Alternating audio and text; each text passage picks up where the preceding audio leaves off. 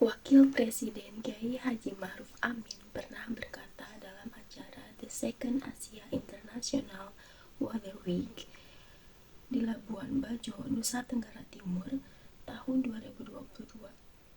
Beliau mengatakan bahwa akses terhadap air bersih dan sanitasi yang layak menjadi faktor kunci penentu kualitas kesehatan seseorang yang akan berpengaruh terhadap pertumbuhan ekonomi dan pembangunan berkelanjutan suatu negara.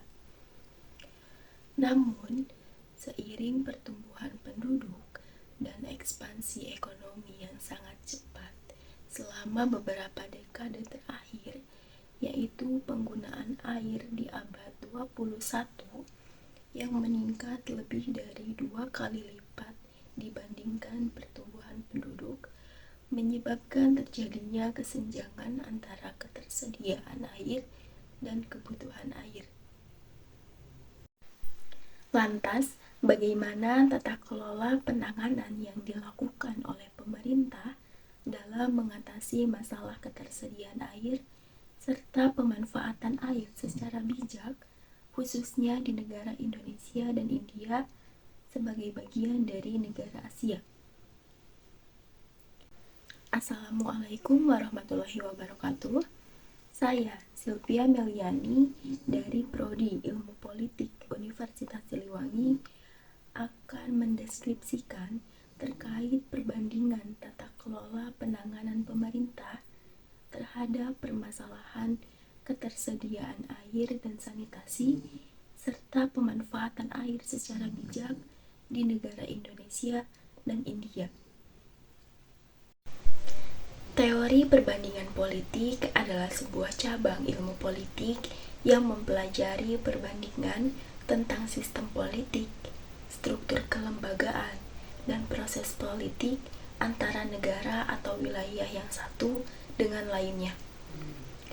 Tujuan utama dari teori perbandingan politik adalah untuk mengembangkan pemahaman tentang sistem politik di berbagai negara atau wilayah dan faktor-faktor yang mempengaruhinya.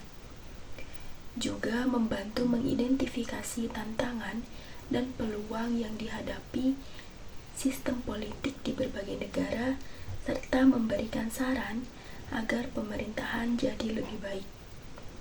Pendekatan yang digunakan dalam studi perbandingan politik terhadap penanganan krisis air dan sanitasi oleh pemerintahan Indonesia dan India adalah dengan menggunakan pendekatan tradisional, yaitu pendekatan yang memfokuskan perbandingan pada aspek formal seperti konstitusi, struktur politik, dan lembaga politik. Adapun metode yang digunakan dalam penelitian ini adalah metode deskriptif, yaitu sebuah metode yang digunakan untuk menggambarkan karakteristik sistem politik di berbagai negara atau wilayah dalam memahami perbedaan dan kesamaan di antara sistem politik di negara atau wilayah tersebut. Berdasarkan press release World Wide Fund of Nature, organisasi yang mengatasi masalah-masalah mengenai konservasi, penelitian, dan restorasi lingkungan, data World Bank 2022 memperkirakan hingga saat ini 2023 terdapat 2 miliar masyarakat di seluruh dunia tidak dapat mengakses sarana air minum, 3,6 miliar tidak memiliki fasilitas sanitasi yang memadai, dan 2,3 miliar orang tidak memiliki fasilitas cuci tangan. Padahal, seperti kita ketahui bersama bahwa pertumbuhan ekonomi dan pembangunan berkelanjutan dapat terhambat dengan adanya masalah-masalah tersebut. Manakala sumber daya air melimpah, terutama air bersih yang layak pakai dan konsumsi, mudah diakses, maka kesejahteraan masyarakat global tentunya akan terjamin. Release World Wide Fund of Nature menuliskan bahwa kesenjangan terhadap akses air bersih disebabkan oleh beberapa faktor, misalnya polusi, pertumbuhan populasi penduduk yang tidak seimbang dengan ketersediaan air, peningkatan variabilitas curah hujan, urbanisasi, peningkatan terhadap penggunaan lahan yang tidak memperhatikan konservasi tanah dan air, dan lain sebagainya. Hal itu pula yang terjadi di beberapa negara Asia, terutama Indonesia dan India, di mana kedua negara tersebut merupakan negara yang memiliki jumlah populasi penduduk terbanyak di dunia per Juli 2023. Menurut Worldometers, dari 8,5 miliar jumlah penduduk dunia, Indonesia menempati posisi keempat penduduk terbanyak, yaitu 277,7 juta jiwa, sedangkan India menempati posisi puncak dengan jumlah penduduk 1,43 miliar jiwa per Juli 2023. Dari fenomena tersebut, menjadi sebuah pembahasan yang menarik tentang bagaimana pemerintah dan masyarakat memenuhi kebutuhan akan air dan sanitasi untuk kehidupan sehari-harinya. Dengan peringkat jumlah penduduk Indonesia yang sangat tinggi, terutama di daerah Pulau Jawa, menyebabkan masalah ketimpangan terhadap ketersediaan air yang layak pakai dan konsumsi.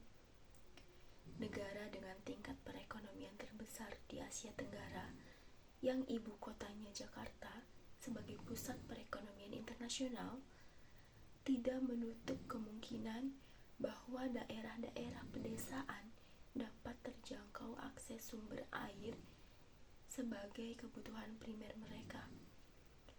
Tak jarang pula, penduduk pemukiman informal di daerah perkotaan mengalami kesulitan terhadap infrastruktur dan masalah ketersediaan air yang terbatas. Bagi banyak keluarga, akses untuk mendapatkan sumber air terletak sangat jauh, terkontaminasi, atau mahal, dan sanitasi rumah tangga tidak terjangkau. Hal itu membuat masyarakat geram dan menuntut pemerintah agar lebih responsif terhadap masalah tersebut. Kegeraman rakyat dan semakin banyaknya tuntutan kepada pemerintah untuk segera melakukan tindakan, maka pemerintah pun tidak tinggal diam jika dirasa masyarakat telah terlalu sengsara akibat dari masalah sosial politik tersebut. Bersama dengan Komisi 5 DPR RI, pemerintah mendorong upaya untuk menyiapkan strategi jangka panjang guna mengantisipasi krisis air bersih yang semakin parah lagi. Infrastruktur teknologi pemurnian air menjadi salah satu cara yang diharapkan bisa menjadi solusi dari dampak kemarau panjang ini. Kedua, membangun ketangguhan nasional dengan melalui upaya BMKG dalam mengingatkan betapa pentingnya merawat lingkungan dan memperbanyak upaya konservasi di lahan-lahan kritis seperti membangun sumur-sumur bor tambahan. Berbeda halnya dengan India yang dianggap regulasinya kurang, privatisasinya berlebihan, pengabaian umum, dan korupsi pemerintah yang merajalela telah menyebabkan banyak generasi haus akan lebih dari sekedar beberapa tetes air bebas bahaya. Hal pertama yang harus dibenahi dari pemerintah India adalah sistem tata kelola pemerintahannya.